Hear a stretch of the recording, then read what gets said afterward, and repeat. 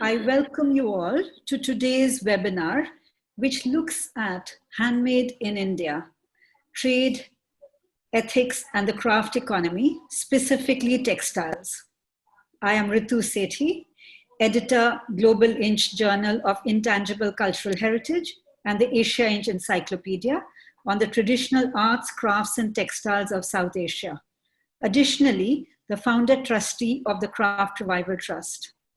This webinar was to be moderated by Ilinid Edwards, but for reasons of ill health, she is unable to be here. And we all join in to wish her a speedy recovery. In the meantime, I'm going to endeavor to fill in to the best of my ability.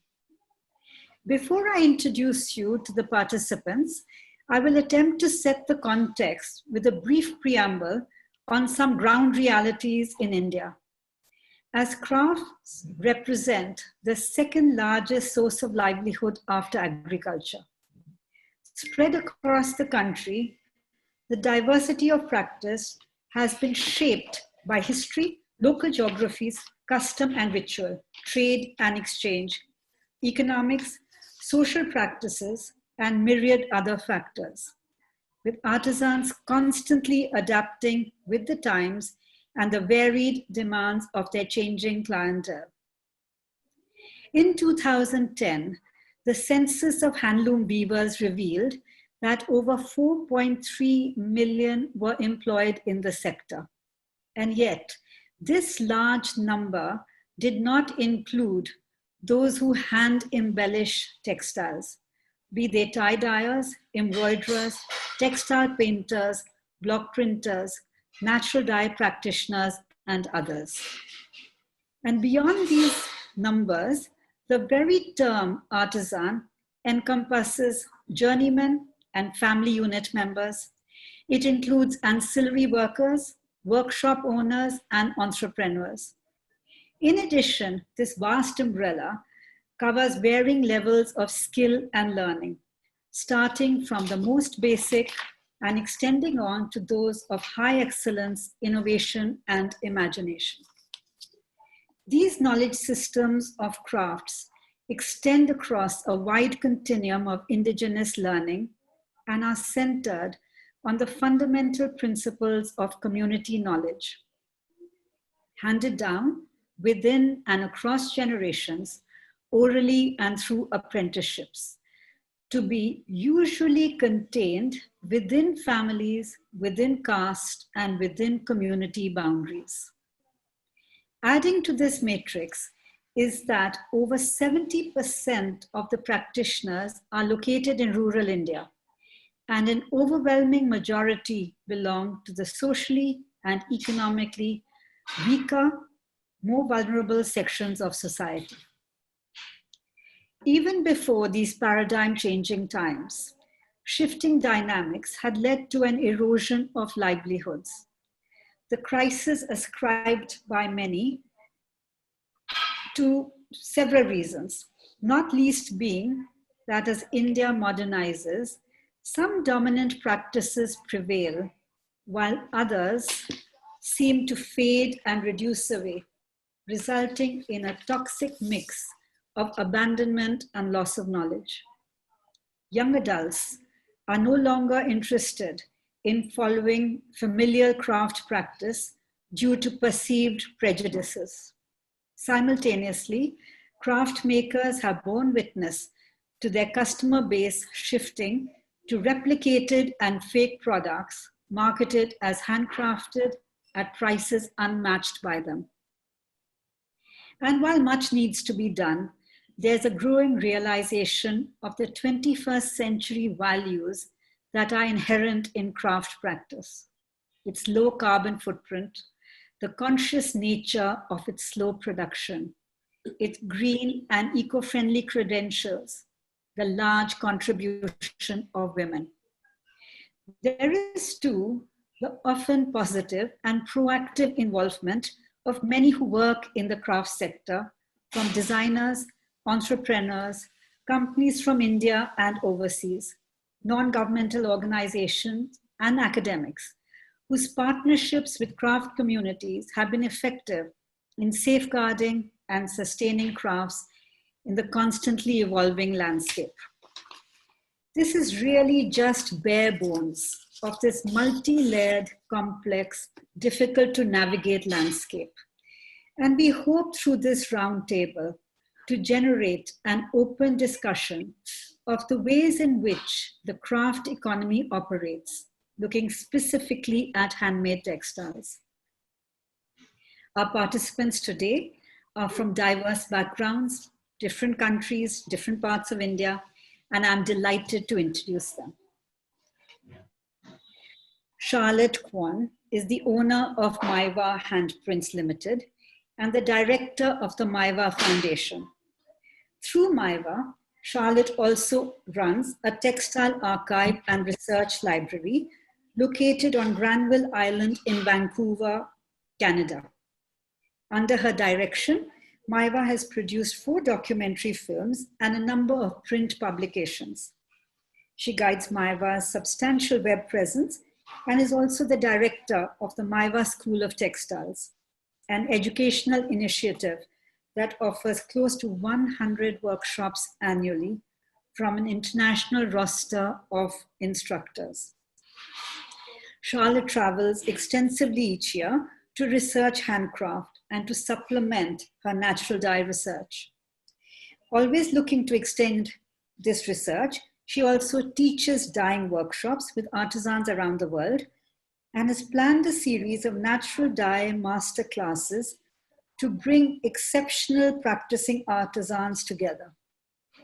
In 2014, she was awarded an honorary doctorate of letters from the University of the Fraser Valley for her work in promoting the continuation of traditional textile techniques and cultures. In 2015 and 2017, Charllotte was appointed Shadbolt Community Scholar, Graduate Liberal Studies, Simon Fraser University.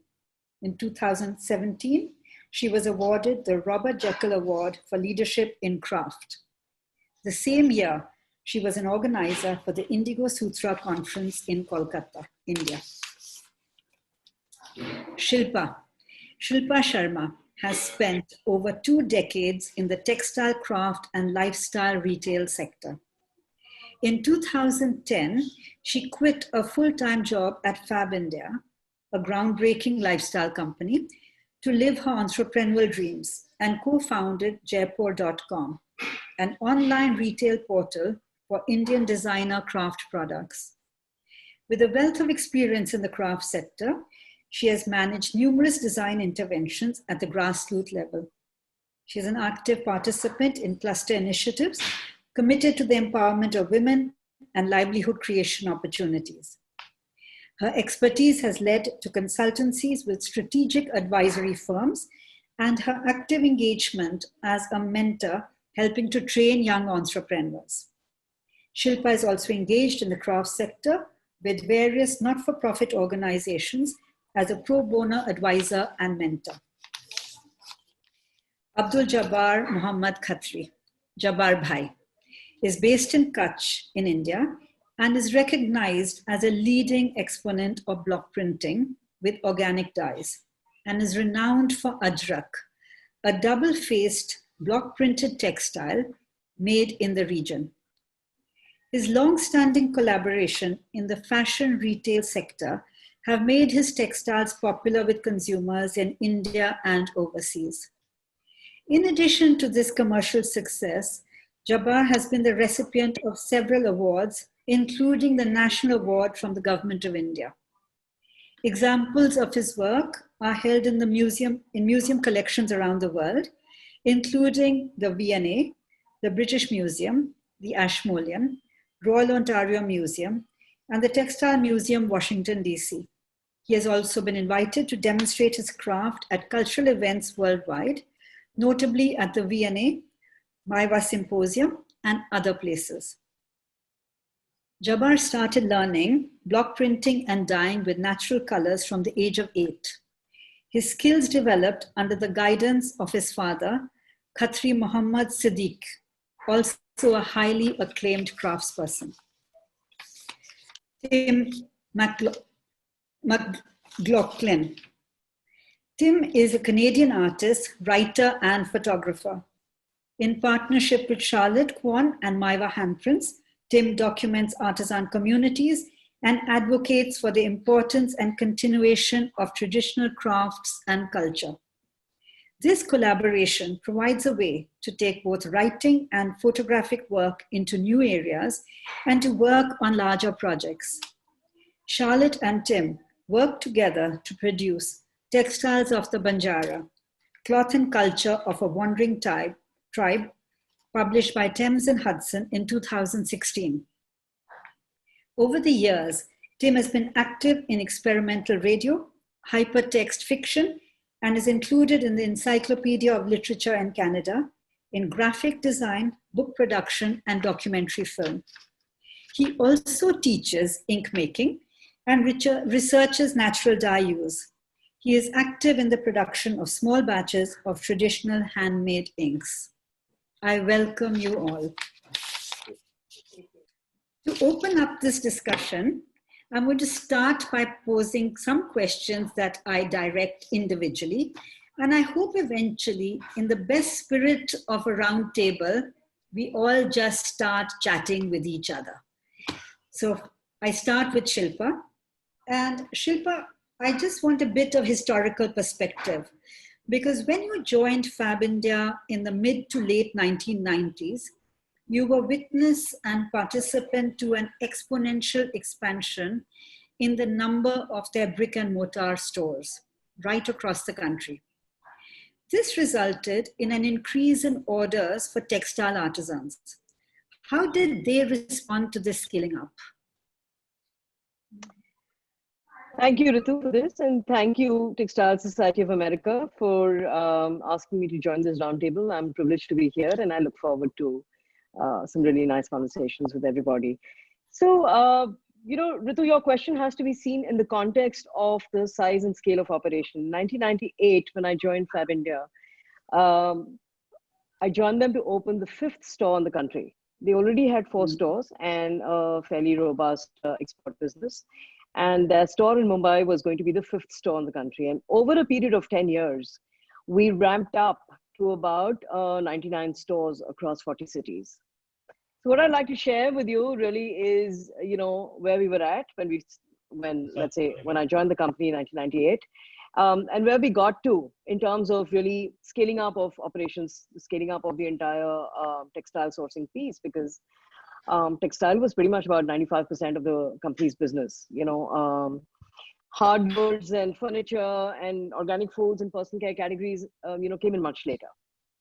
So I think the late 90s, you know, saw us being able to source directly from individual artisans, artisanal groups and cooperatives, and also some designers who had chosen to work with the craft fraternity just to be able to extend their understanding of urban aesthetic and tastes into you know, textiles at the grassroots level. So they were able to translate what it is that the customer wanted into, you know, actual, let's say, apparel, you know, clothes for, you know, kurtas for men and women, which were really what became the hallmark of, you know, Fab India's line of clothing way back then. So, I mean, there was a time when we could fit all stores on one order form, right? And anybody who traveled, Jabbar Bhai is witness to this from early days. Anyone who traveled would just sit there and write orders. Those days, you know, it didn't take very much, right, to order 200 meters of a particular textile to 500 meters of a particular textile, just to be able to service apparel requirements of 5 stores. But as we grew, you know, to opening 5 stores a year, to 7 stores a year, to 24 stores a year, I mean, it was evident that, you know, we would need to scale up. Now, there are 2-3 things that we must talk about the culture at Fab India, you know, before I get into how artisans really scaled. Fab India had a very, very democratic merchandise ordering system, which meant that individual store managers pretty much call the shots on what it is that they wanted to carry at their stalls. You see, we didn't spend any money on doing any kind of diagnostics or dipsticks to be able to understand what preferences would be when it came to color, when it came to textiles, when it came to form and silhouette. We just, opened doors, of our stores in every city that we went to and said, Fab India's now in business. Fab India's, comes to Mumbai. And really the choices on what we would showcase came from the, let's say, intelligent plans made by people who understood what, Fab India stood for and what would work at Fab India, in consultation with store managers who were hired many months in advance. So they actually got involved in the setup of the store and also in the merchandise planning for the store. So let's look at a scenario in the early, 2003, 2004, where there were like, let's say about 50 store managers, each one of who decided how many, ajrak kurtas they wanted for women and how many, block printed kurtas they wanted for men, and, how much of this particular weave and how much of. So it was fairly complex because by then Fab India's range was about 150,000 SKUs, right? Across colorways, across, representations of weaves and prints and so on.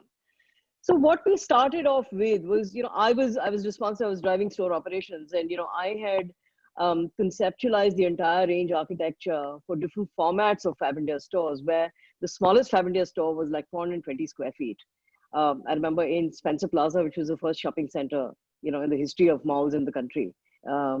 So, what kind of merchandise would go into, let's say, a 420 square foot store, and what kind of range would be represented in a store which is about 2,000 square feet, and what, width and depth of representation in stores which are upwards of 5,000 square feet. So there were different concepts, different representations, and the entire range was divided into what we call perennial or festive or special. So what happened is that there would be weavers and printers who had the ability to scale as the organization grew, as their expectations grew, as the demands from the stores grew, by enlisting the support of, weavers from the village, whether it was, Amroha and Bijnor, or whether it was, let's say, Jabbar Bhai is sitting in Kutch and Dhamatka. Now, if they were extended family who was also in the business of printing, then they all got onboarded and enlisted and so on and so forth. But there were ranges, there were textiles which could not scale at the pace at which the organization wanted them to. Now, given the whole ideology behind Fab India, the whole commitment to provide livelihoods for, artisan fraternity, they weren't about to, to leave these artisans and these weavers and printers by the wayside, right? So the whole point was that, okay, we arrive at, collections of product which will be perennial, always in stock, which is pretty much staple to a representation in any Fab India stores. And that would be the whole and sum of textiles, of weaving, weaves and prints, which were going to be available perennially throughout, which could scale up as the business grew. And the more special ranges would be collections which would only be able to service, let's say, the requirements of the top 20 stores.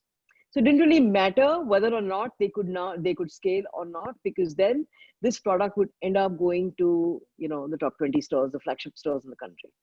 So there was a fair amount of sensitivity when it came to acceptance of lower volumes. This is early 2000s, right? Of lower volumes, of weavers and printers' ability to deliver against orders. And then, of course, there were other complexities, which is really, variations in print, variations in colors, depending on, the intensity of the sunlight as far as, let's say, indigo is concerned and so on. Each one of us at the in the organization, the entire team, whether it was people spearheading store operations or whether it was people in the product team, but all sensitized to the vagaries of weaves and prints, so that there's really nothing that gets rejected. I wasn't answerable and accountable for sales as much as I was answerable for rejecting a particular shipment, knowing how much work had gone into it, how many months had been spent, trying to get that order out. There was no question of rejection. So, the system was very enabling, the system was very empathetic, and we accepted product, even if it meant, sending it off for overdying and overprinting. However, by the time we got to 2007, right? And in 2007, we'd opened about 99 stores around the country. There were 99 stores across 40 cities. The system had become a lot more complex. Now, there came a time when it became very difficult for the central warehouse based in Delhi to be able to manage artisans all around the country. By then, I think we had over 15,000 artisans across the length and breadth of the country, right?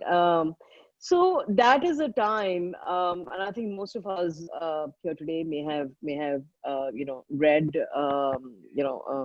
about Fab India's trajectory. But in 2007, Fab India set up what they call the supply region companies, also better known as community-owned companies, which became artisanal, partnerships, ownership, joint ownership with a microfinance a company called the AMFPL, along with some amount of shareholding by Fab India and the employees. So these were largely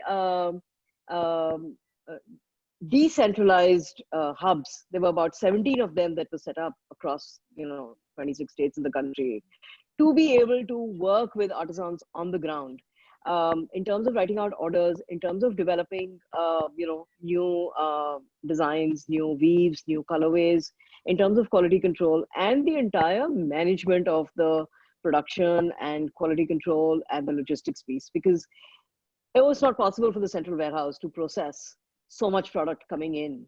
And it was really these 17 COCs which then took on the mantle of managing small groups of artisans per COC. So some COCs managed over 3,000 artisans.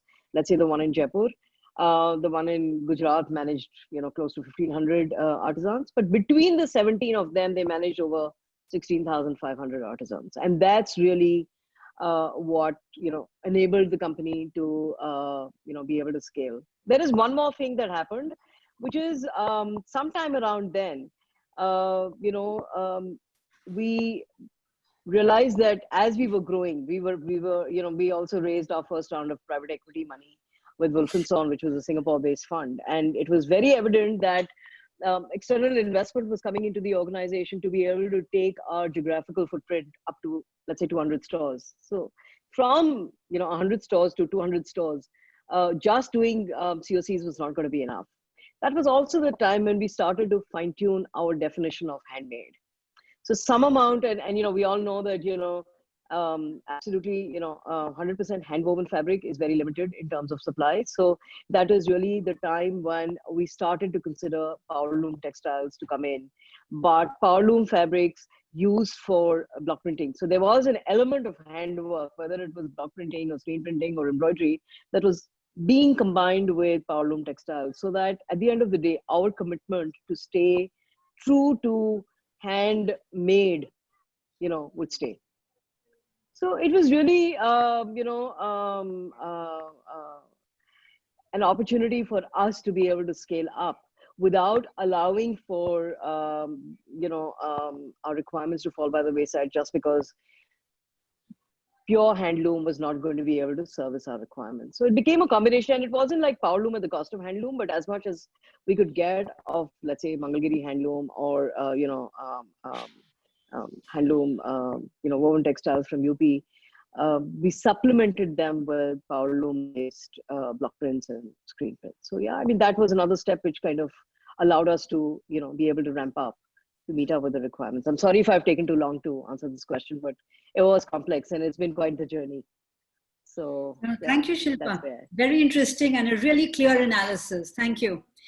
So Charlotte, my next question is to you, and it's a whole lot of questions in one. And you can decide in whatever order you wish to answer. So you first started doing business with textile artisans in the mid to late 1980s. What made you decide on India? What made you decide on the crafts? What made you decide on the regions you chose? And what made you decide on the artisans you worked with? And over that period, how did you create the connect and build, really for both sides, a mutual understanding of working across continents? Sorry, a bit long. I'll try. Well, my background is in the late 80s, becoming very interested in natural dyes. For lots of personal reasons, I was interested in a more safe and sustainable color way of getting color. So that continues, that informed at that time and continues to inform everything for me. And on, I had my own craft practice, and I did weaving and natural dyeing and craft fairs and so forth. And then I had the great opportunity to be there was a juried opportunity to have a retail store in this really special place in Vancouver, which was an art community called Granville Island. It's right in the center of the city. And it's a very, I won't go into a lot of detail unless people are interested, but it has a very, to this day, has a very interesting, deep support of craft. So I had the good fortune of getting a retail store there when I knew nothing about retail, and working with my own, selling my own work. And then it slowly became, I slowly became aware of the world of natural dyes, and that, and India is absolutely at its center, both historically and currently, and what the craftspeople are, have brought forward into this era. So it was necessary when I could afford it to make a trip. And at that point, this was in '91. So at that point, I had decided that perhaps my own artistic journey wasn't as important as using this opportunity of this great opportunity of being on Granville Island to be a kind of a conduit or a place where natural dye artisans working with natural dyes could their work could be, and we could, and then there's a lot of public coming there. Well, not anymore, but for 30 years we've had a lot of, it's at the epicenter of our art community. So it was going to India and knowing that I wanted to do retail differently. I wanted to see if it was possible to get out of that system or infrastructure of trade shows, working with dealers, working with trading companies, working with export agents and so forth. And, you know, we were really, really small. Mayla was small and continues to be very small. I mean, we still just have the 2 stores and online. But it was those early trips and meeting artisans who, lots of artisans weren't that interested in returning to natural dyes or continuing with natural dyes. They wanted to do more and grow and expand, and synthetic dyes is definitely the journey for that. But I have always and continue to want to see retail being part of that actual if retail is in craft, then it needs to be part of a conversation of craft and needs to be part of that journey of craft, so that craft continues to be educational, so that craft continues to be raise the curiosity of the buyer to who's made this craft, who's made this embroidery or this block print or whatever, and that as a retailer, would it be possible to create that line directly to the community, rather than it being becoming the system of production and the system of scaling up and the system of then going offshore and on all the things that we see that craft, the journey of craft can be when it has to scale up. So that very much has informed me and going, and then ultimately my staff. We're still a family business, so my kids are now working with Jabbar's kids, and And it hasn't changed from that. We've become bigger in a sense, but not scaled up. It's interesting. It's a completely different journey. But I really wanted, my whole life I've wanted to spend seeing craft is different than retailing, I don't know, computers or something. It is life. It is history. It is community. It is the soul of community in that act of creating over and over these beautiful, interesting objects or textiles that then create a reaction in those that buy them to go, oh my God, who made this? And we can actually say in our shop that, well, this comes from this family in Kutch, and this is who they are, and here's their pictures, and they're coming to Vancouver, and they're teaching they're going to be lecturing and teaching and so forth. So all of that grew around Mewa without our, I guess for me it's the building constantly of building communities, larger communities. So for instance, Jabbar and Adam are in Demadka, and we've all grown up together. We've all grown our businesses together. We've all made an appropriate amount. We all support each other. We all step in when the other when it's necessary, and we all step up. But there's no control. There's no, I don't know. There's no. We don't own anything. There's this just kind of freedom of trading, I guess, family to family or small business to small business. And so that continues for us. I'm not interested in scaling up as much as I'm interested in using the company to continue to build relationships. Thank you for that. Thank you.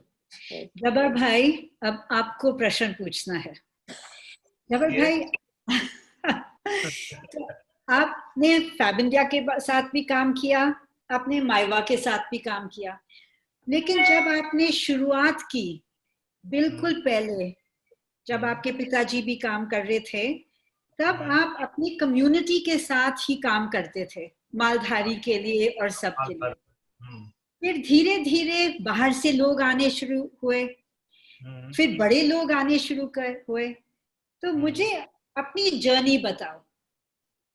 So the question I've asked Jabbar is that in his father's time and when he was young and learning, their products were made for the local communities, for the Maldharis and the others who lived in Kutch and surrounded them. Then people started coming in. Maiwa came in, Fab India came in, many others came in. So I want to know his journey from there and to where he is now. So Jabbar bhai. हमारी जो journey है, पहले तो मैं ये बता दूं कि ये हमारा 9 पीढ़ी का काम है, 9 जनरेशन.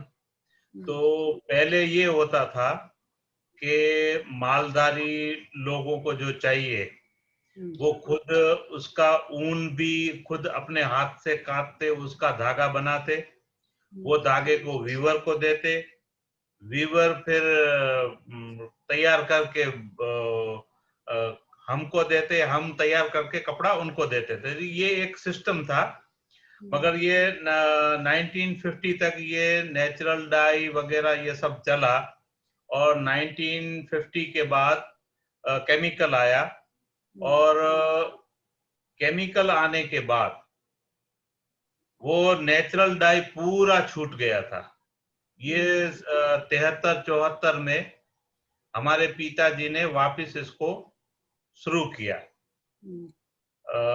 हम बच्चों को सीखने के लिए, हम 3 भाई हैं, अब रजाक भाई, इस्माइल भाई और मैं, तीनों को सिखाने के लिए. और तब से ये नेचुरल डाई रिवाइव होना शुरू हुआ.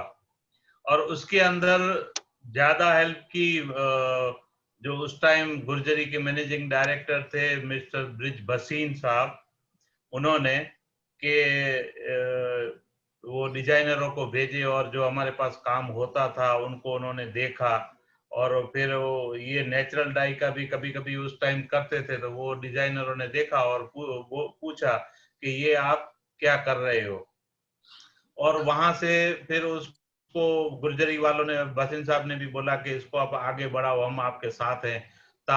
वो नेचुरल डाई की जर्नी वहां से शुरू हुई, और तब तो मैं छोटा था, 7-8 साल का, और तब से मैंने ब्लॉक प्रिंटिंग करना शुरू किया। और हमारे पिताजी हमेशा कहते थे कि काम एकदम सही होना चाहिए, 2 साइड पे एकदम ठीक आ जाना चाहिए। वो जो उनका हर वक्त टीचिंग जो था, जो अच्छे से अच्छा काम बनाना, और फिर उसके अंदर आगे बढ़ते गए, और नेचुरल डाई में भी उसमें हाथ बिठाना शुरू किया, और जो हमने तो कभी देखा नहीं था नेचुरल डाई, वो हमारे पिताजी सिखाते गए, हम सीखते गए, और 90 के बाद ये जो लोकल कस्टमर थे हमारे, वो उन्होंने अपना अजरक जो लुंगी, टर्बन और सोलर क्लॉथ जो पहनते थे, वो उन्होंने पहनना थोड़ा थोड़ा, क्योंकि पहले तो इतना कम्युनिकेशन नहीं था कि लोगों को पता चले कि कहाँ पर क्या है। तो लोग भुज भी मुश्किल से साल में एक बार आते थे, जो गांव के विलेज के जो बनी एरिया के लोग हैं, वो साल में 1-2 बार भुज आना उनका होता था। उसके बाद ये बसेस शुरू हुई और ट्रांसपोर्टेशन शुरू हुआ, तो लोग ज्यादा आने लगे, तो यहाँ का कुछ फैशन देखा, कुछ नए कपड़े मिलने लगे, तो उनका जो पहनावा था वो चेंज होने लगा। तो हमारा जो कस्टमर था वो भी, अभी वो उनको शादी ब्याह के टाइम चाहिए, बाकी तो नहीं चाहिए था। तो उसकी वजह से ये जो नया मार्केट खुला था जो गुर्जरी के साथ, उसके अंदर उसके ऊपर ज्यादा ध्यान दिया, और उसके अंदर साड़ियां, पहले रनिंग मटेरियल से हुआ था, साड़ियां, दुपट्टे और बेड कवर वगैरह शुरू हुआ। और 90 के बाद तो बहुत अच्छा फैला। 93-94 में विलियम बिसेल जो फैब इंडिया के ओनर है, वो दमन का आए थे, काम करवा उनको शुरू करना था, उनके साथ प्रकाश त्रिपाठी जी भी थे। फिर जेनी हाउस गो के साथ हमने काम शुरू किया। तो उसके अंदर जो नए कलर, क्योंकि जो नेचुरल डाई तो हमारे बाप दादा बनाते थे, मगर उसके अंदर जो पहले जो कलर थे कि इंडिगो के साथ रेड होगा, इंडिगो के साथ मजीठ होगा, तो वही होता था। मगर आज जो उसके अंदर ऐड हुआ है, वो जो जेनी हाउस गो ने हमको जो कलर दिए कि ये कलर इजिप्ट की मम्मियों के अंदर जो कपड़े मिले हैं वो प्रिंटेड हैं, और इसमें ये कलर हैं, तो हमको इसको कलर, ये कलर करना है। तो हमने उसमें रुबाब, हेना और सपान वुड, वो सब हमने उसके अंदर ट्राई किया, और मजीठ की जगह वो भी यूज, तो एक सेट चेंज हो गया। और वहां से फिर थोड़ा आगे बढ़े, फिर उसको मिनिएचर, जो अजरक की जो डिजाइन है उसको मैंने जो 5 इंच बाई 5 इंच में थी, उसको मैंने 4 इंच बाई 4 इंच में बनाया, फिर 3 इंच बाई 3 इंच में बनाया, उसी को मैंने 2.25 इंच बाई 2.25 इंच में बना के उसको थोड़ा महीन दिखाने की कोशिश की। क्योंकि जो अजरक जो था पहले तो वो लुंगी और टर्बन में ही होता था। अब जब ये अर्बन मार्केट, सिटी मार्केट में आया है, तो उसके हिसाब से उसको डेवलप करना था, इसलिए वो डिजाइने मैंने छोटी बनाई। और फिर उसके अंदर मैंने कुछ जो मैं हज के लिए गया था 96 में, तो वहां पर कुछ डिजाइने मैंने वो दरवाजे के अंदर देखी या कहीं टाइल में देखी, तो वो डिजाइने मैंने उसमें बेड कवर में या उसमें बिठाने की कोशिश की, और मैं थोड़ा सा सक्सेस भी हुआ, और उसमें मैंने कलर भरा। तो ये हमारी जर्नी है, और आगे भी उसके बाद कुछ डिजाइनर और भी जुड़े। आपका आवाज नहीं आ रहा है? आवाज आ रहा है जबर भाई, आवाज आ रहा है? आ रहा है, ठीक है, आ रहा है। तो ये जो 96 में हमने माईवा के साथ शुरू किया, और ये जो नेचुरल तो शुरू किया था, मगर नेचुरल के अंदर भी कुछ टॉक्सिस हम यूज कर रहे थे, जैसे डाइक्रोमेट है, कॉपर सल्फेट है, वो हम यूज कर रहे थे। माइवा ने और इंडिगो भी जो है वो केमिकल यूज कर रहे थे, वो ग्राइंस जो आता है वो यूज कर रहे थे। माइवा ने अपने प्रोडक्ट्स के लिए पूरा नेचुरल, वो डाइक्रोमेट भी बंद करवा दिया, कॉपर सल्फेट भी बंद करवा दिया, और सिंथेटिक इंडिगो भी बंद, और उन माइवा के लिए ओनली नेचुरल। तो उसके अंदर हम और भी आगे बढ़ते गए। आज जो है हम पूरा नेचुरल पे ही काम कर रहे हैं। ये जो एक 1950 से जो बंद हो गया था, आज पूरे के पूरा वो वापस आ गया है। Thank you, Jabbar Bhai. I'm going to translate. Jabbar Bhai says it's been a long journey. When he was a young boy, they were working largely for the local community of Maldharis and others. And because of the speed of work and costs and other issues, chemical dyes were now largely being used, and people had forgotten about the use of natural dyes. But his father, very well known, highly regarded, Mohammad Siddiqui, got back the knowledge and started slowly reviving it again. And in the process, he started teaching his 3 sons, of whom Jabbar is one. At that time, there was a very iconic store that came up first in Gujarat, and then I think they had about 4 or 5 stores across India called Gurjari, which was run by Brij Bhasin. And he encouraged them. He said, go ahead, do it, we will support you.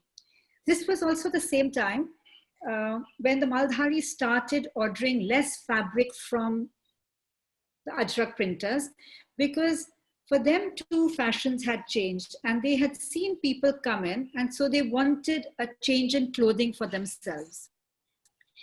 But Jabbar still remembers a time when they actually sheared the wool, gave the wool to the weaver, got it woven, and brought the woven fabric to his family to do the printing. Of course, that's in the past now.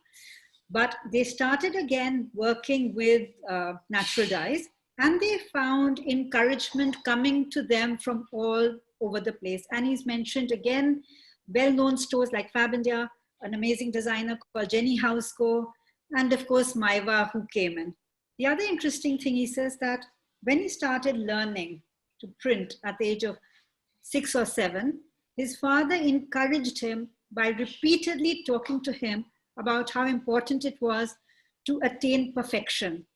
And that is something that he continues to do till now, to whether it's in new designs, whether it's in the way he prints, whether it is making his blocks finer, smaller, more intricate. And more than that was the encouragement, he says, that he received to hone their natural dyes even finer, even better, increasing the color palette. And even while they were increasing the color palette, there were still elements of toxicity in the dyes because there were chemical aspects of it, and the indigo was synthetic. But it was when Maiva came in and they said no toxicity at all, pure natural, is when they also learned. They started using pure indigo. They removed all toxicity. And he says now when he travels, he looks at what he sees and comes back and translates it into design. Everything for him is about printing and about design. So this is the journey from then to now. Thank you, Jabbar Bhai. My next question is now to Tim. Tim, over the many decades of your travel in India, what in your eyes has changed in the business relationship? What have you noticed has changed in business relationships with artisan communities? Thank you, Ritu. The largest change I've seen has to be absolutely in terms of communication. When I was first going to India, it takes a long time to get into a village from somewhere as a foreign traveler. You have to land in a major city and then you have to drive into the country, and you keep driving further and further into smaller and smaller villages down tinier and tinier roads. But today, we can have a FaceTime call with Jabbar, and we can pass designs back and forth. That's a tremendously powerful advantage in terms of him showing us new designs that he's working on, him showing us new colors that he's working on. Maybe there's a problem with the order. He can show us something right away. Maybe we're talking about a new fabric. He can show us something, we can show him something. That communication can be very, very immediate, and that's very, very powerful. So that's, I would say that communication has to be the most powerful, far-reaching change that's happened. What that does, I won't say it makes everything democratic, but what it does is it eliminates the reliance on other groups of people. So we don't have to travel 3 days to a village just to answer a small question, and neither does Jabbar have to wait till the end of a run of printing or an order to get an answer from us about something. So it allows us to accelerate the process in a much more productive way. There's an ancillary advantage to that, which is that it's easier to pass cultural information back and forth. He can tell us how his family is doing. He can tell us how Adam is, Adam, his son, who's also the block printer, who's the master of indigo. He can share all this information that happens on a regular basis during communication about business. So not only does it facilitate business communications, it facilitates cultural communication so that we can understand more clearly his problems, he can understand more clearly our problems. And just as a closing note to answer that question, it kind of horrifies me to think what might have happened if COVID had happened 20 years ago. Because so much of what we've been able to maintain has been due to telecommunications. It is a double-edged sword because telecommunications also brings in a worldview, which is maybe based in a large urban city environment, and maybe there's a lot of problems with that. And that can erode the cultural values of village life quite substantially. I don't want to go into that too much. That would be the downside of the instant communications and a global network of values coming up that are mediated by mass media. So to leave the negatives aside for a moment, I'll say that one of the largest changes has been communications and the ability to have a much more intimate relationship with artisans. Thank you, Tim, because you've led straight on to my next question. And again, I start with Shilpa. Now, there are diverse opinions and perceptions around the issues of design intervention. And Shilpa, in your CV, you have managed many such programs. How does it work? The internet boom actually allowed for a huge opening up of minds. You know, design sensibilities and evolved, quality consciousness went up, and you know, international design interventions where international brands started to come and work in India pretty much raised the bar on where craft could be. You know, where traditional craft was and where it could be. If one looks at the quality of work put out by artisans who are working with international brands who've had the exposure, let's say, Jabbar, for example, amongst a whole lot of others, then the overall product offering, even for the local market, has moved up a few notches, right? Because of their exposure to an international aesthetic in terms of what possibilities exist. I mean, I think Maiwa's done phenomenal amount of work in being able to push boundaries of Ajrak within the realm of what Ajrak as a technique, as a traditional technique allows. I mean, the whole approach to outcomes has been phenomenal. So, I mean, the role of design in A, elevating craft, B, keeping it relevant cannot be undermined. And, my biggest grouse actually in India has been that companies have shied away from making investments in design as much as they ought to have. There is a huge amount of reliance on the artisans, to the craft community themselves, to be able to churn out something new all the time. The point is that, it's not an unrealistic expectation to have, but the truth is that up until very recently, and Tim is right. I mean, communication and the whole digital, opening up of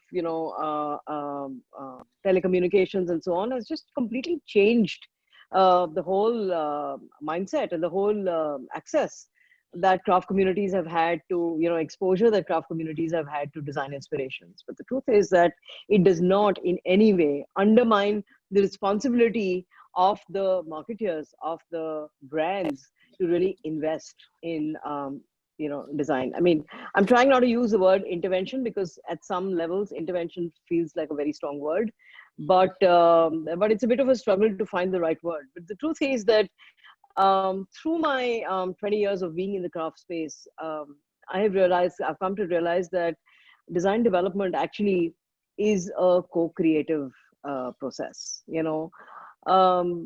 Anybody who's looking at an artisan, whether it's a printer or a weaver or an embroiderer, only as a pair of hands, is actually severely undermining what they bring to the craft. Because the truth is that, nobody from the outside is ever going to master the craft the way artisans have. And to think that we can actually teach them a thing or two is actually, rather preposterous, because it's not true. The truth is that, their ability to interpret, their ability to push the envelope is miles ahead of anyone else's. And I think the craft fraternity in India is only hamstrung by their inability to speak the language that most people understand, which is English, right? And I think, it's really, really nice of you, Ritu, to put Jabbar Bhai, and at ease, encourage them to speak in Hindi, and where you've taken it upon yourself to be able to translate for the benefit of our audiences today, because we do realize that, it's how they think. It's the first language. Their own mother tongue is a language that they think in. And that's pretty much the approach they bring to their craft as well. So, to share a little bit about my own experiences with design interventions, I've always felt that, grant money, or let's say, government scheme money that goes into design interventions, design projects, without really an end outcome in mind, is pretty much a waste of money. Because the truth is that up until any design intervention is not targeting an evinced need, right? A need which has been evinced by the audiences, by customers, by people who are going to buy. There is no guarantee that the outcome of this design exercise is actually going to yield any results. I mean, I come across people all the time saying, oh, we did this massive exercise where we taught women how to do textile toys. And I'm like, what are they going to do with the toys? Where are these toys going to sell? The point is that, are we working backwards from a brief? Let's say there are large brands, there are large organizations who are looking for product, who need product of a certain kind, right? Whether it's apparel, or whether it's home furnishings, or whether it's accessories. The truth is that I feel that any design intervention has to work backwards from a brief, and backwards from a body which takes responsibility for productionizing the outcome of that design exercise. There's really no point in designing a product which is never going to see the light of day in terms of production, because that's really what's going to bring about sustainable source of livelihood and income for the artisans. So I mean, we all know that impact to be impact, it really needs to be done at scale, because their ability to generate a steady flow of income comes from doing more and more of the same thing. So it's not just in the width of representation across varieties, but also in the depth, in the numbers. The strength lies in the numbers. I'll give you another example of, there's a lot of work that we did as at Jaipur, for example, subsequently, and I'll talk about Jaipur in a bit. But a lot of work that we did was, we came out of a commitment to revive dyeing techniques, right? So whether it was, a revival of the Telia Rumal, where Telia Rumals in its traditional form ceased to be relevant, and not too many people were buying it, not too many people were looking for it. So if Telia Rumals today have to be interpreted into a line of home furnishings, then there has to be a guarantee that for the amount of time, effort, energy that is being spent on rewiring Telia romals to being produced, to be woven as, let's say, counterpanes or runners or, widths for cushion covers, there has to be a ready market.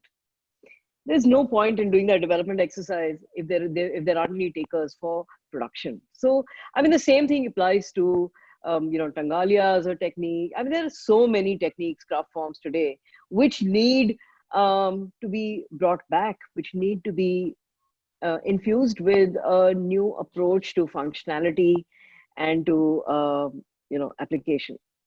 So our work was largely focused on identifying craft forms that needed that impetus, that needed to be brought back, that needed to be made more relevant, and to be showcased to the world. I mean, the whole premise at Jaipur was really to showcase the finest, of design in India to audiences all over the world. So a lot of conversations with design schools all over the country. I mean, I'm a big believer in the strength of, industry mandates, industry projects. I mean, it gives classes, students at various levels of design, and regardless of whether they're fashion designers or textile designers or accessory designers, the truth is that if they work on an industry mandate, they're actually getting to address a live industry problem. So I used to commission a lot of design interventions as classroom projects. Why not Fab India? And I continue to do that even at Jaipur. And that brought about some phenomenal outcomes, and there were times that, classes upon classes of students were coming back with work. I mean, not all of it was magnificent, but even if 20% of those things were worthy of being taken to the next level, it was a big opportunity. And for the students, it was, extremely gratifying to know that big brands were acknowledging their work, not on the ramp, but work that they were doing through their cluster development initiatives and through their, engagement with, the fraternity. So I think there's a lot to say for actually co-creation and collaboration. I think, in design, like I started off by saying that we have to stop looking at artisans as a pair of hands who are going to translate our vision for design into a product. Actually, the truth is that, we have to be able to sit with them on the loom at the table and work with them and allow for them to push our boundaries as much as we're trying to push their boundaries. I mean, I wasn't trained in design. I didn't go to design school. I didn't know a warp from a weft when I first came to work for Fab India in 1998. But it's exposure to the most beautiful product over a period of 20 years of being in this space that really allows me to take the leap of faith that I did. And it's held me in good stead. I mean, I have no qualms about admitting the fact that till today I can't read design on paper.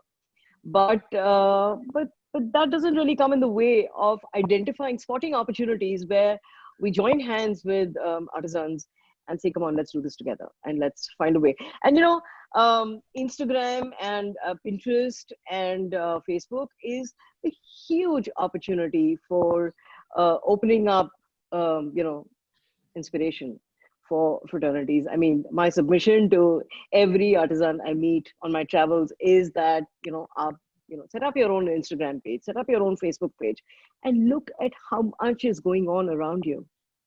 All inspiration that we may need in forms of color. I mean, the role of color in design is severely undermined in our country. We have this whole safe and secure, tried and tested color palette approach. But the truth is that, if we start to push our boundaries on color, I mean, the world is our oyster. Look at what Asian Paints has been able to do with color. So, I mean, I think it's just something that, all of us have. I mean, I can go on and on and on, but, I think I should stop here. And I hope I've been able to answer your question. Yes, thank you. Very lucidly, very clearly. My next question is to both Charlotte and to Tim. And Tim has started by giving us a little hint into what I'm going to ask. But my question is, how did Maiva evolve their methodology of creating designs in India for a Canadian audience? In the West especially, there's the notion that fine art is above craft. And fine art is what all craft should aspire to. Hand in hand with that notion is the idea that fine art needs to break what came before. That's how you demonstrate your genius, is you break the preceding artistic tradition and you show that you're more creative than what happened before. For traditional craft, that's a really toxic mix, because what you have is young designers who want to showcase their own creativity and who have internalized the conception that what they need to do is break what happened before.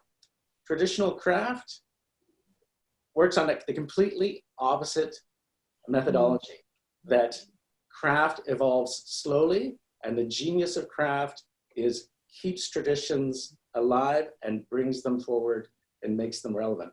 My best example when I speak publicly that I always bring this is actually Jabbar's work, where he's taken the Ajrak tradition, he's expanded the colorways, he's made the blocks slightly smaller and more intricate. He's done masterworks printing on both sides of the fabric, which is very difficult to do. And he's elevated the craft to be, quite frankly, an amazing level. Handcraft is always complicated and time consuming. There's a reason why we want to preserve it. We don't want to preserve it because it's time consuming and hard to do. We're inspired by that, but what comes along with that is a way of life. There's a cultural baggage or a cultural co-commitment to that, where something's made in your studio in a time-consuming way with attention to detail, and it's masterful. And that's why we appreciate craft. That's why we want to bring craft to the world. We don't want to say, well, this is craft, but it's really difficult to do, so we need to put everybody in a factory and get them to work 10 hours to make the craft for less so that we can sell our products for less and try and make some money. Really, we try to encourage craft for a whole bunch of cultural reasons, if at all possible. That's always our goal. So that the collaboration of design and craftspeople, we always believe that the craftspeople have an innate sense of design, and that's where it needs to start. There is, of course, there's going to be things that are viable in the market and things that are not viable in the market. And that's really our role, is to keep a craftsperson from expending all their energy going down a path that we know is not going to be viable. So on that note, I'll pass it over to Charlotte. Yeah, for me, my head always goes to the very practical.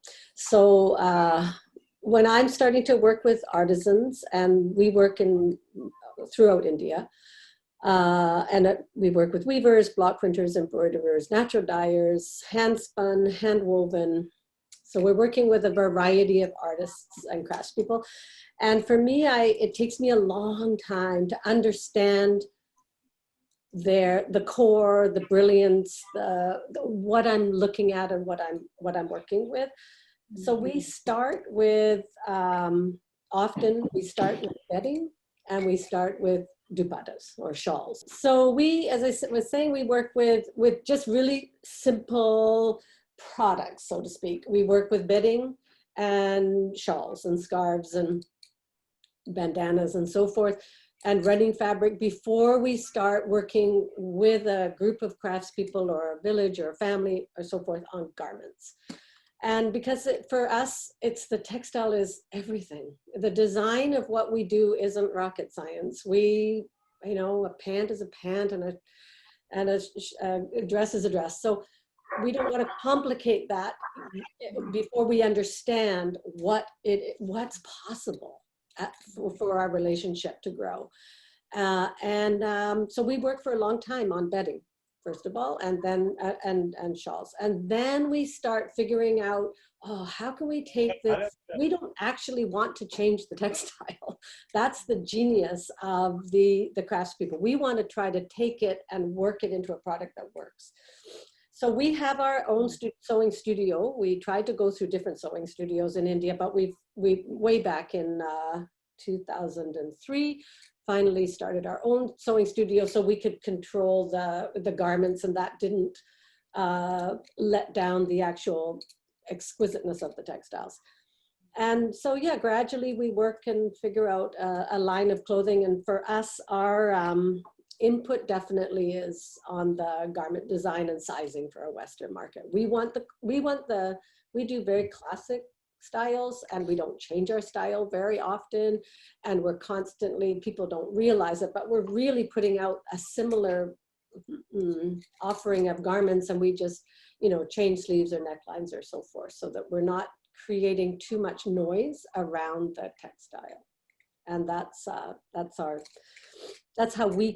method of creating work that sells across North America. Thank you.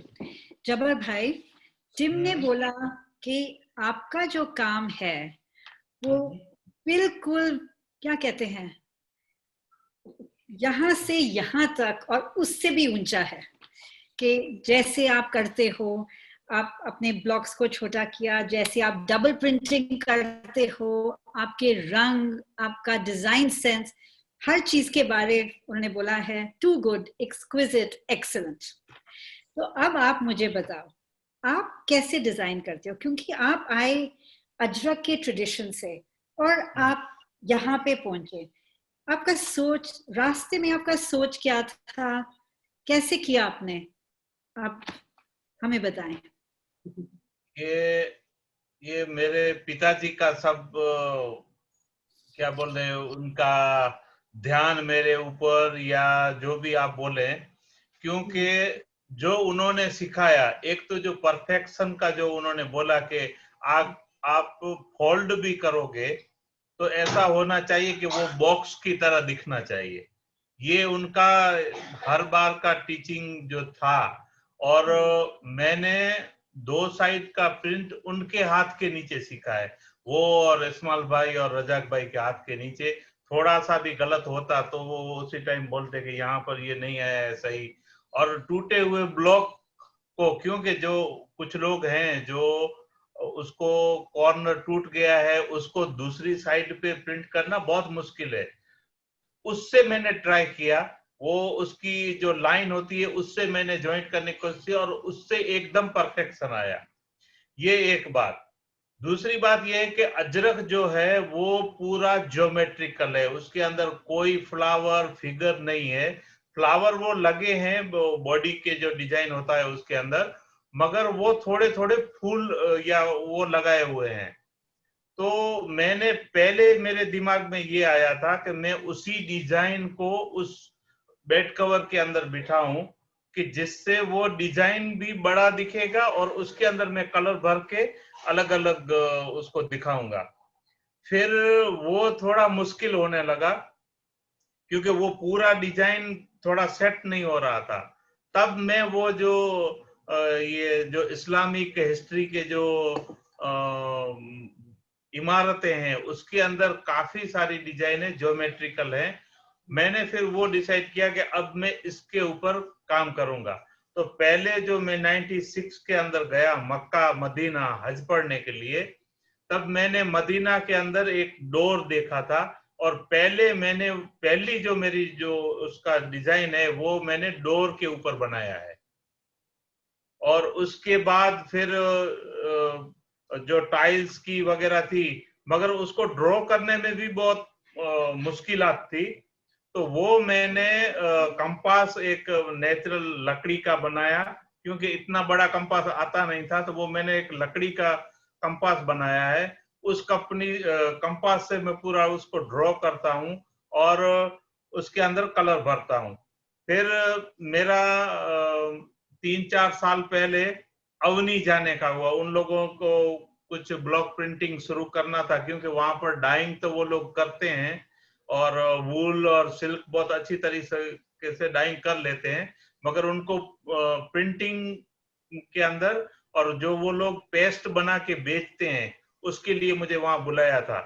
तो मैं वहां जब गया तो मैंने देखा कि ये जो इनका पेस्ट जो बना रहे हैं, तो वो पेस्ट मैं अपने आप भी बना सकता हूं, कि जो मैं उसको डायरेक्ट प्रिंट करूं, जो ऑफ वाइट बैकग्राउंड पे, क्योंकि अजरक जो है वो रेजिस्ट प्रिंट होता है, उसके ऊपर अपने मॉडर्न प्रिंट होगा, उसके बाद इंडिगो में डाई होगा, फिर उस वॉशिंग करके उसको कलर डेवलप करेंगे। ये एक नया सिस्टम था कि जो कलर मुझे एक बेड कवर के अंदर 10 से 12 देने हैं तो वो मैं कैसे दूं। तो उसके लिए मैंने वो एक्सपेरिमेंट किया और जो भी येलो कलर है, ऑरेंज है, ब्लैक है, ग्रे है, वो मैंने इंडिगो में लाइट डार्क शेड करके वो मैंने उस सफेद कपड़े के ऊपर अप्लाई किया और उसको स्टीम देके मैंने उसको पक्का किया और वो उनका एक पीस मैडम के माइवा में पड़ा है, एक पीस वो मैंने ट्राई किया। तो ये थोड़ा अजरक से हटके था, मगर मुझे उसके अंदर सब कलर लाने थे। अभी भी है दिमाग के अंदर के 32 शेड एक बेड कवर के अंदर लाना है, वो भी परफेक्ट। अब वो कब मेरा यहाँ पर अभी स्टूडियो बन रहा है और आवाज नहीं आ रही है आपको? आ रही है, 32 में कंफ्यूज हो गई हैं? हाँ आ रही है, आवाज आ रही है।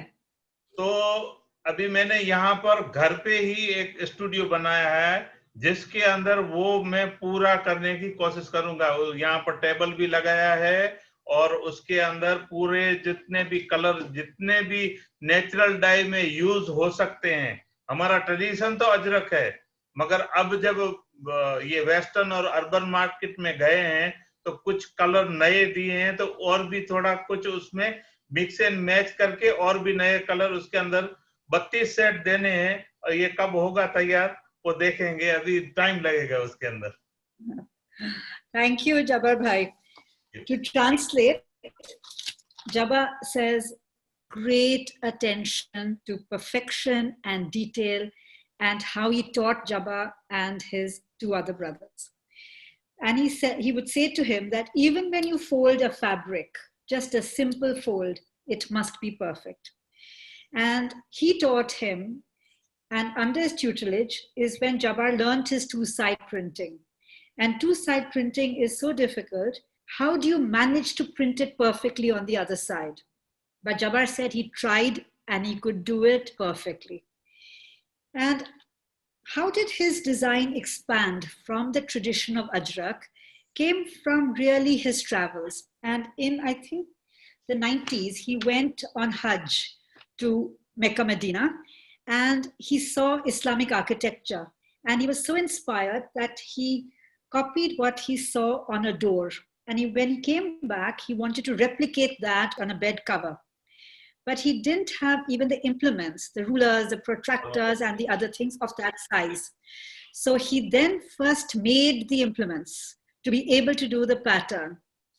And that is how he managed to create large new geometric patterns, which were based on Ajrak, which is geometric, but took off and brought his design to another level.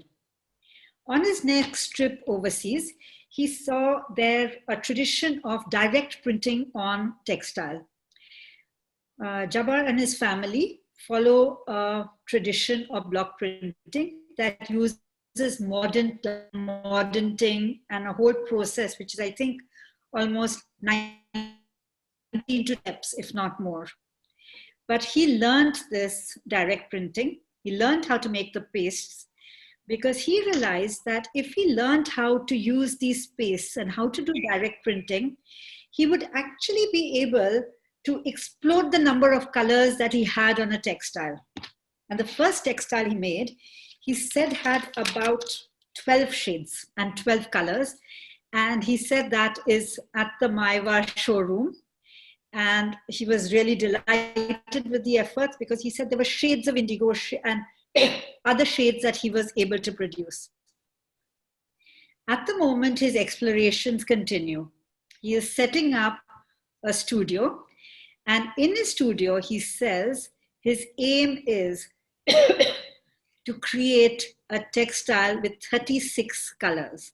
So that, I hope when we meet him next, we will be able to see this amazing 36 color textile of his. Thank you, Jabbar. My next set of questions is really, I mean, people have been actually answering it in bits and pieces here and there. but it is on the digital marketing of traditional textiles. And Shilpa, you moved from brick and mortar to a completely online digital platform, Jaipur.com, that was hugely successful. And this was in the pre-COVID world. So my question to you is, share your experience of it. And also, I know you're no longer with Jaipur.com, but I'm curious to know your view of how the current pandemic, this great pause, this dreadful phase that we are going through, has affected both craft retail and the online business. But first, your pre-COVID experience of selling traditional textiles digitally. Thank you, Ritu, for this question. So, I'd spent 12 years at Fab India, and you started off by introducing me as somebody who quit, a very good job at Fab India in 2010 to start off on my entrepreneurial journey. And when I did, Jaipur wasn't really the beginning of my entrepreneurial journey. I started to work in, I set up my own consulting practice and did some amount of advisory for, retail brands, largely in the fashion and lifestyle space. I also set up a small travel company. And Jaipur is the outcome of a chance meeting with somebody who felt that the future of this country is online. He just didn't know what to sell. And there I was. I had these, dreams and aspirations for what I was doing at Fab India. But clearly, my dreams were kind of overstepping my boundaries. I think I came to a stage where I got too big for my boots. And it became evident to me that if something had to change, then I had to go out and seek that change elsewhere. Because at that point in time, Fab India was still very focused on, getting to 300 stores around the country. Anyway, the economics, having done over 100 stores, during my 12 years at Fab India, the one thing that was evident to me, as it is to all of us over here, is that the economics of brick and mortar retail are very, very daunting, right? Just to be able to make that capital expenditure, that capex investment in even in rented properties, right? To be able to set up stores and then set up teams and train them for operations. The economics are very, very. Even for businesses that operate at scale.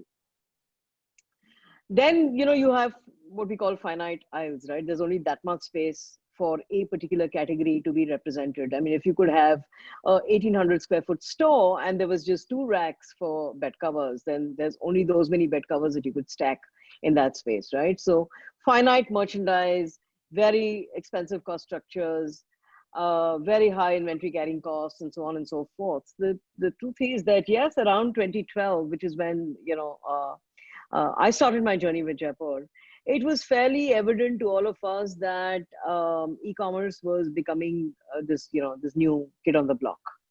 At that point in time, there were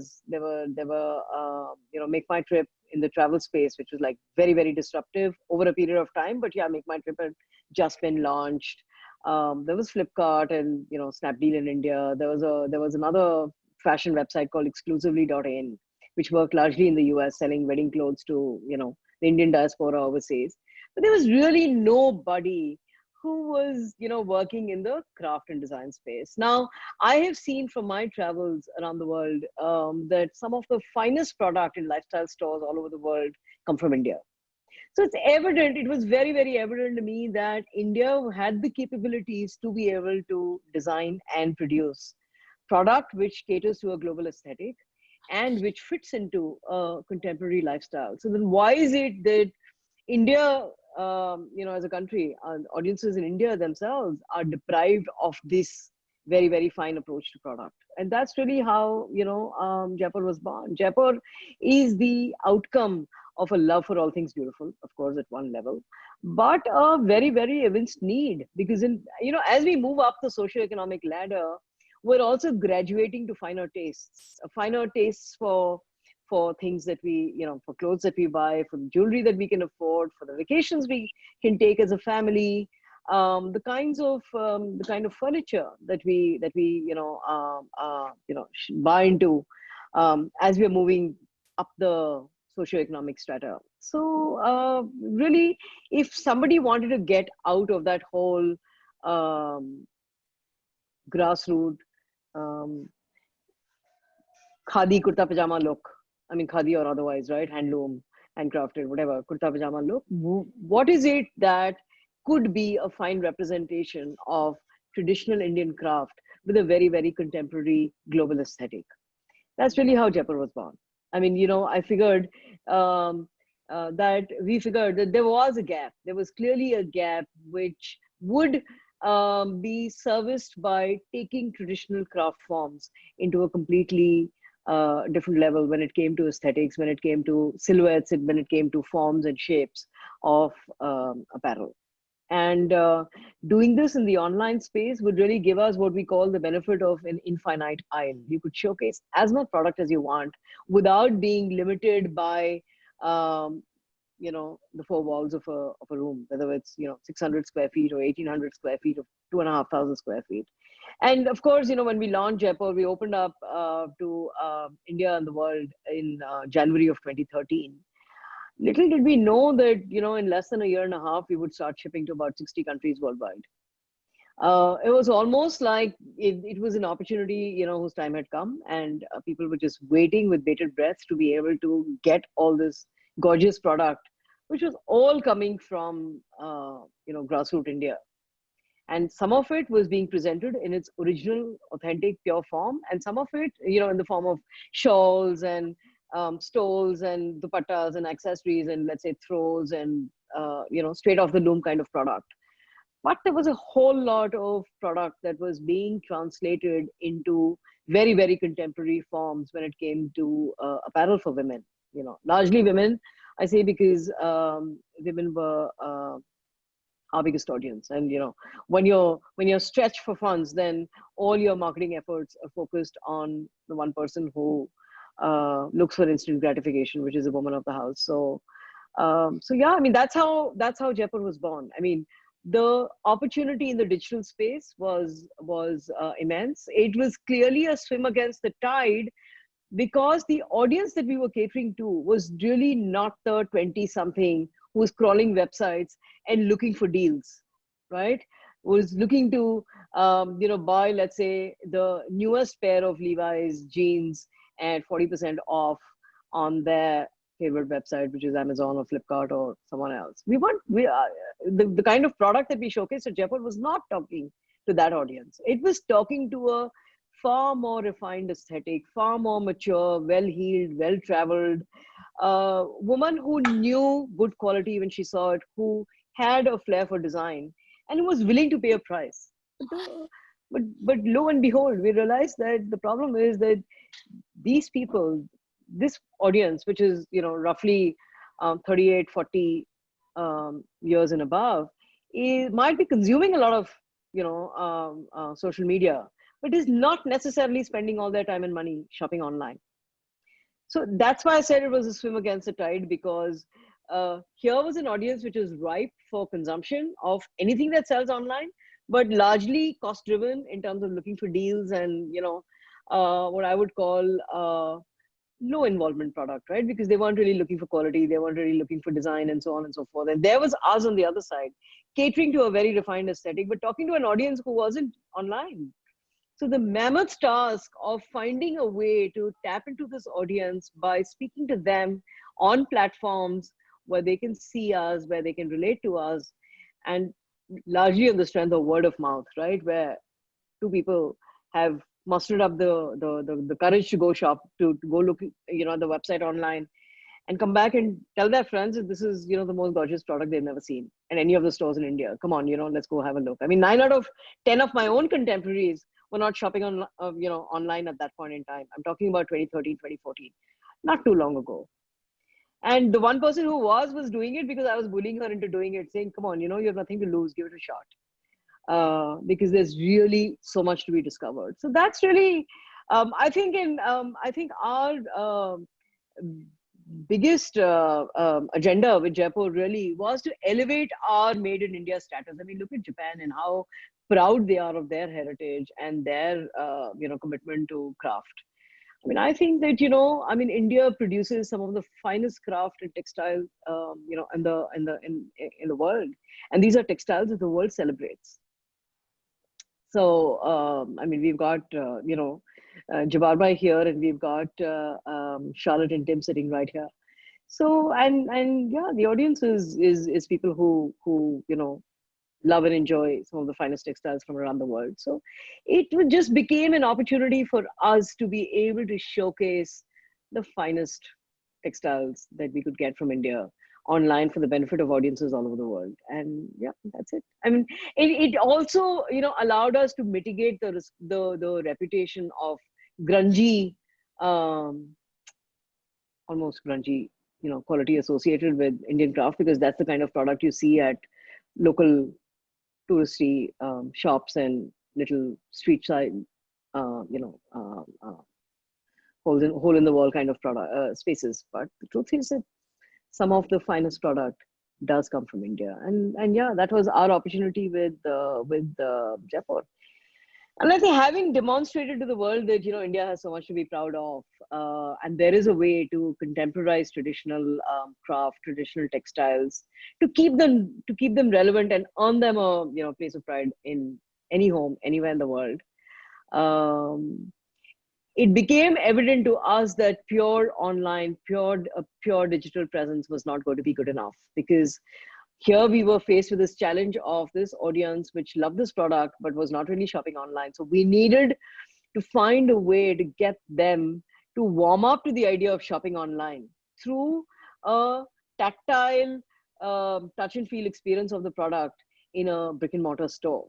So what really, really would work for the business would be what we call an omni channel approach, really, which would talk about brick and mortar store, which becomes an enabler for the audience to go shop online, because that's really where the wealth of product is. So yeah, I mean, 3 years ago we launched our first store in Delhi, and then that was followed by one store in Bangalore, and well, subsequently I stepped down, and the business got acquired, so now it's on its own path. But yeah, I mean, I think digital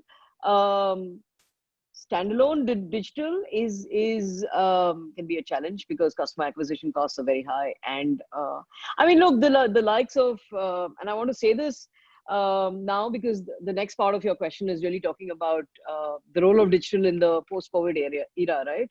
The thing is that online operating softwares like Shopify have actually made entry barriers to setting up e-commerce shops pretty much negligible, right? But look, I mean, I've always believed that a good-looking website is only 1/10 of the job, right? The big task really is, how do you drive traffic to the website? How do you convert people who come to the website into actual transactions? I mean, conversion levels are of the order of magnitude of 2 and 3% in our country. So really, and for every 100 people who come to the website, if only 2 people are going to end up shopping, then that speaks volumes about the dependence on digital as a medium. So digital combined with an offline experience is really what would work for Jaipur, and it was fairly evident for us then. Now, coming to where we're at today, right? I mean, there's a very interesting quote from Lenin, which said that sometimes decades go by and nothing happens, and then decades happen in 8 weeks. I think we're all in a new world where this is exactly what has happened. Some stats that I read somewhere talked about the fact that online has grown 18% in 10 years and 28% in 10 weeks, or some such thing. I mean, I don't want to be held to these numbers, but something of that order is really where we're at. And the role of digital in being able to get product across to people, has been acknowledged and accepted, and it's now become, a necessary evil. I mean, there is very little hope in the foreseeable future for brands with a retail-only presence, because the economics of retail, like I started off by saying, is very, very daunting and very, very challenging. And if there aren't going to be very many people going into stores to be able to buy what it is that they need, then their dependence on digital is going to be phenomenal. And look, I mean, the likes of Amazon today, I mean, one of the biggest around the world, have really made all product choices very, very algorithm driven. Product differentiation has gone for a complete toss. There is very little curation that one can do in the digital space unless one is focused on being a curated marketplace. So I mean, I think from the perspective of the artisanal fraternity, and Jabbar Bhai is listening very keenly at this conversation, but the truth is that I think the time is now for us to possibly try and find ways to list on every perceivable digital platform that exists today. I mean, one movement that started in the middle of the pandemic here in India, I have to say, is the Creative Dignity movement, which started off as a huge movement, completely comprised of, a few hundred volunteers from the design, manufacturing, retail, artisanal space, all aimed at, I would say, providing relief, rehabilitation, and rejuvenation for the craft fraternity in the country. I mean, I would urge, everybody who is listening on this symposium today to actually put this out in amongst their networks as well. And the Creative Dignity movement is a massive movement which is aimed at getting artisans sitting on stock really come close to large brands, businesses who will be able to dip into their stocks, to be able to give them the kind of movement and traction that they need to be able to get product off their warehouses and workshops. Yes. I think we're running a bit out of time, so we have to race. Sorry. So my question is now to Charllotte. Charllotte, very early on in 1997, you founded and directed the Maiva Foundation. I know that education, teaching is really critical for you. I mean, it's all over what you do. So how would you evaluate its impact, and how do you plan to continue it? It will continue. It started from an understanding from all of us that we're working together, that often craft is used for charity or charitable fundraising and so forth. So, and I didn't feel that some of the things that affect craftspeople wasn't necessarily up to them to solve. So we're just a very small organization, a very small foundation that raises money for small grants and that craftspeople can access to increase their education, increase knowledge, and take workshops and so forth. So this is that was the purpose of the foundation, and it continues to be that to this day. We raise money locally within the Vancouver community mostly. May was still a big contributor to the foundation, and it is available without a lot of strings attached, as far as it's quite easy for craftspeople to get money when they need money. And has your teaching and your symposiums, where you bring in craftspeople and you're teaching across the globe, and Tim's interest in natural inks, have you found that the young are getting more interested because of the workshops and the teaching? Because even Jabbar, who was taught by his own father, learned a lot with you, and that expanded his practice. So can you tell us a little more about that? Yeah, when the workshops first started, when 2004, are definitely those that took workshops were predominantly retired women. So there was that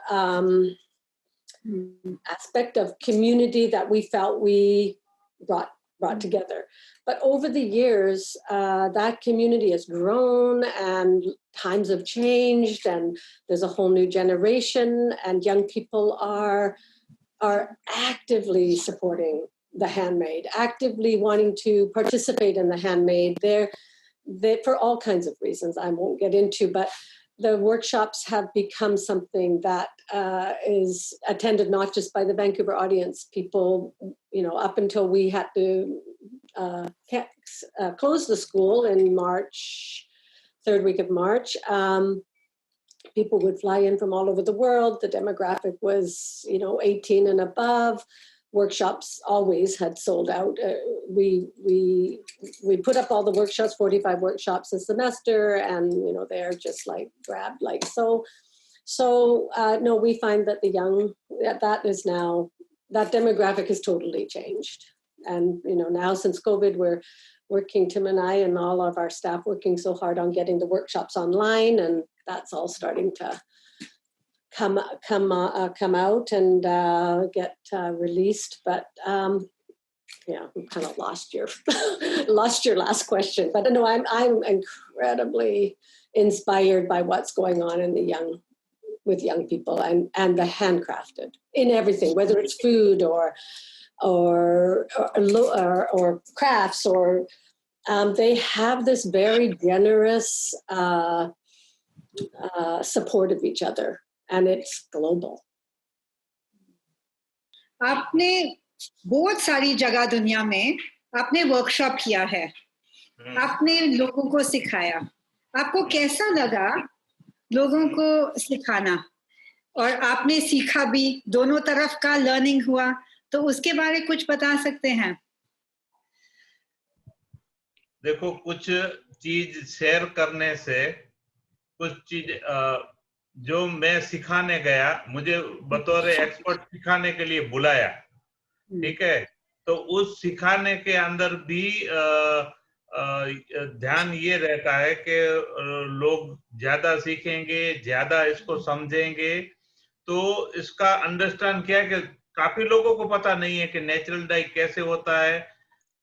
पहले जब हमारे पास हमारे father ने जब शुरू किया था ये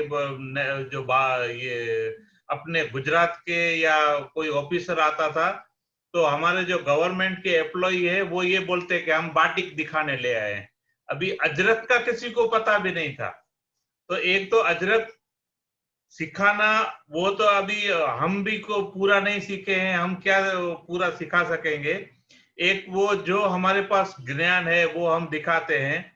दूसरा ये कि कुछ जितने लोगों के साथ अपने काम करेंगे उतने आइडियाज और भी बढ़ सकते हैं कि वो उसके अंदर और भी जो हम काम करते हैं, हमारी कमी क्या है हमको पता नहीं होती, हम रेगुलर काम करते रहते हैं, वो भी अपने को समझ में आता है। और हम हमारी जगह पे काम करते हैं तो हमारा जो वेदर है, जो पानी है, वो सब सेट है। हम दूसरी जगह जाएंगे, उसका पानी, वहां का वेदर, उसके अंदर काम करना भी थोड़ा सा हमको और भी उसके अंदर सीखने को मिलता है कि इसके अंदर कैसे काम किया जा सकता है। तो वो भी हमको यहाँ पर अभी पहले बारिश की सीजन में बिल्कुल काम बंद रहता था, बारिश शुरू हुई नहीं कि दो महीना, 2.5 महीना, 3 महीना काम बिल्कुल बंद रहता था। अभी जैसे ही बारिश बंद हुई, थोड़ा सा धूप निकला, काम शुरू हो गया। पहले ऐसा नहीं कर पाते थे। पहले हम जब बारिश होती थी तो कुछ न कुछ ब्लॉक बनाते या उसके जो ट्रैक के अंदर जो जाली आती है वो बनाते, या फिर वो कुछ काम नहीं होता था तो फिर हम टाई करते थे, कपड़े जो टाई एंड डाई का है, जो हमारे लोकल कस्टमर जो यूज करते थे चुन्नी और स्कर्ट के लिए, वो करते थे। मगर आज तो समझ लो कि ब्लॉक भी बनाना आसान हो गया, वो छपरी भी बनाना आसान हो गया, क्योंकि अभी तो अपने पास सब साधन भी हैं। उस टाइम तो वो बाम्बू का लकड़ी ले आना, फिर उसको काटना, ये पहले से ही तैयार रखते हैं कि थोड़ा सा टाइम मिला, उसको बांधा, तैयार किया और काम चलता बना। और अभी तो इतना काम बंद नहीं रहता है। और दूसरा ये कि जो जहां पर जाते हैं वहाँ लोगों का क्या इंटरेस्ट है। अभी हम लास्ट टाइम 2019 में जब सितंबर में ही थे, हम माइवा के अंदर वर्कशॉप लिया था। एक लड़की जो ब्राजील की थी, वो आज भी हमारे साथ कांटेक्ट में है, और वो उसको इंडिगो कैसे नहीं बन रहा है, क्यों नहीं बन रहा है उसका, वो तो एक कम्युनिकेशन भी बढ़ता है, लोगों को समझ में भी आती है, हमको भी कुछ थोड़ा सा सीखने को मिलता है। जैसा कुछ हल्का भारी वेदर हो गया, उसके अंदर भी कैसे काम करना है, वो भी थोड़ा उसमें समझ आता है। Thank you, Jabbar Bhai. So I asked Jabbar Bhai that you have taken workshops on natural dyes in many parts of the world. What did you learn from them? And his answer was that he learned how to share. They called him as an expert, but for him it was more about sharing and learning from the other. He said in the past, in the 50s and the 60s and the 70s, when officials and others came to their workshop, they didn't even know what ajrak was. They would bring people to visit their workshop and they would say, oh, come and see them making batik. So he said in his workshops, he has found that he is able also to introduce the concept of ajrak, going beyond natural dyes to what ajrak is. And he said the more people you interact with, the more you realize what your own shortcomings are and how much more you need to learn. He said, when we sit here, we think we know everything. But when we travel, we learn our shortcomings. And he said, in the past, we could only work, we never worked for 2 months of the year in the monsoon because there was just no possibility of printing at that time. We have learned now how to manage our work even in the rain. In the same way, he said, when I go for my workshop, the water there is different. The weather is different. My print doesn't come out the way it should. So I'm constantly having to learn and to try and to adapt to get it right in circumstances which are very different from my village. And he said an interesting thing, exactly what Tim had said earlier, that you build a community. He said when he was at Maiwa in 2019, he met someone from Brazil, and she is still in touch with him because he was teaching indigo dyeing. And even now he gets calls about problems that she is facing. So his community of friends, colleagues, students has expanded. So it's been a great experience all around. And we actually have, I think, 2 minutes more, but we are going to expand a bit because I have an important question which is meant for all the panelists. And that is that we are actually at the world is actually in a very difficult place. There is this whole impossible COVID paradigm that we are going through.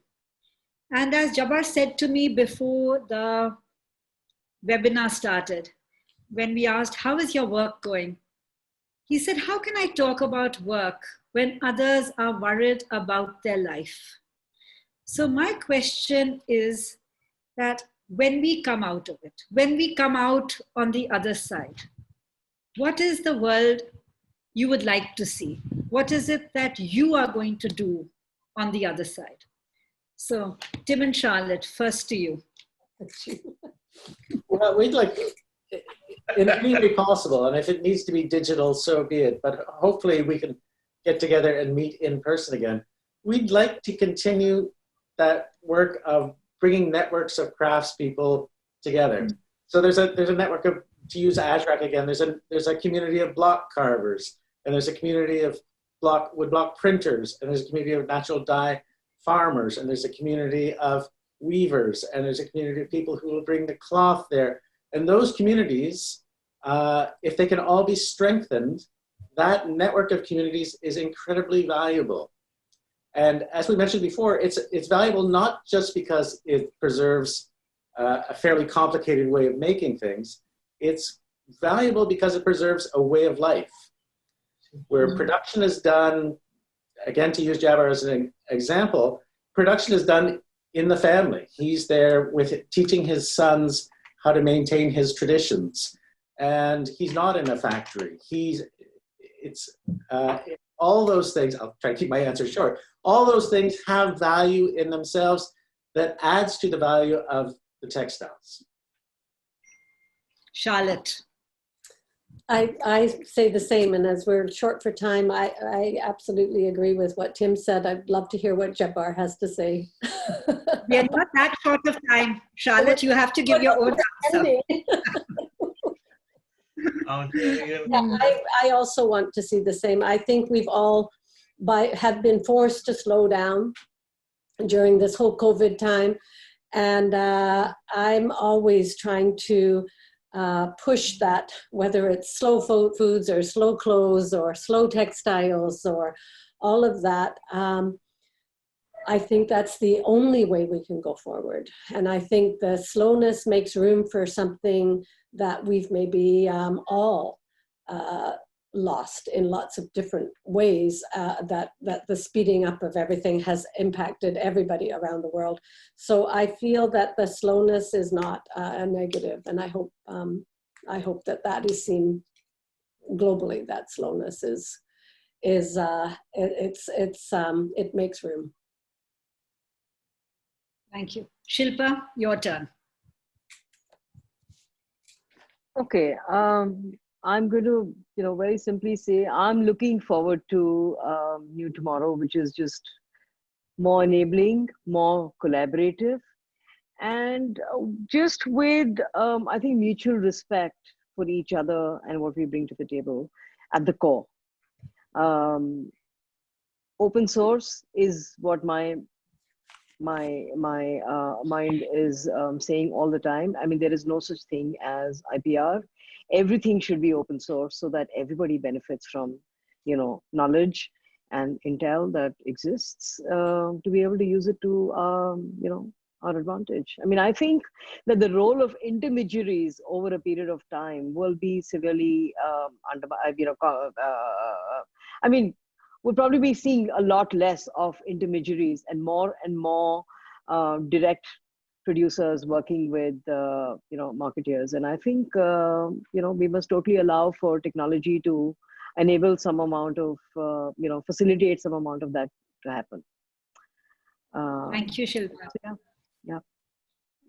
Jabbar भाई, अब ये हमारा बिल्कुल आखिरी प्रश्न है। दुनिया सारी इतनी मुश्किलों से निकल रही है, इतने प्रॉब्लम, और आप ही ने बोला कि कौन काम की फिक्र कर सकता है जब इतने लोग को बीमारी है, प्रॉब्लम है, लेकिन कभी ना कभी हम निकलेंगे। और ये हमें समय मिला है बहुत सोचने का कि हम आगे क्या करना चाहते हैं। तो मैं आपसे पूछती हूँ कि जब हम इससे निकलेंगे, आपकी क्या सोच है, आप क्या करना चाहेंगे? हम तो वही सोच रहे हैं जो कि पूरे विश्व के अंदर ये महामारी खत्म हो जाए और जैसे पहले वर्ल्ड चलता था, जैसे दुनिया चलती थी, वैसे ही चलने लगे। Thank you. Jabbar has a beautiful answer. He says, when we come out of this dreadful time, I just want to go back to being normal. So thank you, Jabbar. Perfect answer. Before we move on to the questions, because we will take a few, I want to say a huge thank you to all the panelists. Jabbar bhai, abhi प्रश्न है जो लोगों ने पूछा है, तो एक प्रश्न आपके लिए है, और वो है कि डायरेक्ट डाइंग में आप नेचुरल कलर्स कर सकते हैं? हाँ, कर सकते हैं और मैंने किया है। Okay. Jabbar has answered one of the questions that has been posed by the audience of, is it possible to do direct printing with natural dyes? And he says, yes, it is possible, and I have done it. Perhaps we can take one more question, and basically lots of them are full of praise, and this question is again I think largely to Jabbar again. Jabbar, ये भी प्रश्न आपके लिए है। पहले मैं अंग्रेजी में बोलूंगी। That how have changes in textile material not dyes, affected work. For example, shifting from hand-woven cloth to printing on power loom, or Jabbar Bhai shifting from working with wool to working on cotton.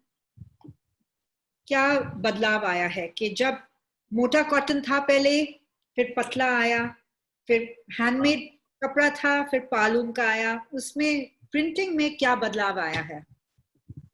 हाँ, पहले जो design जो थी जो मोटे कपड़े के लिए, वो थोड़ी उसका जो हम रेख बोलते हैं, आउटलाइन जो है वो थोड़ी मोटी होती थी, और जैसे कपड़ा पतला हुआ उस तरीके से डिजाइन भी पतली होती गई। जितना महीन हम प्रिंट कर सकते हैं, जैसे सौदागरी है तो आप मोटे कपड़े के ऊपर प्रिंट करेंगे तो वो डिजाइन इवन नहीं आएगा, वो हल्का भारी आएगा। तो उसके लिए थोड़ा सा वो जो डिजाइन का जो लकीर है जो वो मोटा होना चाहिए, तो वो उसके ऊपर बैठ सकेगा। So Jabbar Bhai says that yes, the printing does depend, the blocks and the printing changes according to the textile. When it is a particular print that is called Sodagri, which is very fine, if it's on thick fabric, you will not be able to get the right impression. So the blocks that they have, what is called the rake or the outline block, has to be varied to suit the type of fabric that it is and to get the right kind of finish and fineness. On this very technical question, we have to draw this session to an end. But before signing off, I want to thank the Textile Society of America for facilitating this roundtable. I want to thank Caroline for being available to answer all questions we posed. And thanks to Melinda for hosting us at the moment. Thank you, Elinid, for having done all the hard work. Thank you to these brilliant panelists who have given us all so much food for thought. When I was told it was going to be 2 hours, I thought, my goodness, and actually we could have actually now talked the whole day. Yeah. And of course, thank you to this marvelous audience for their active interest. Thank you for joining us, and have a great day ahead.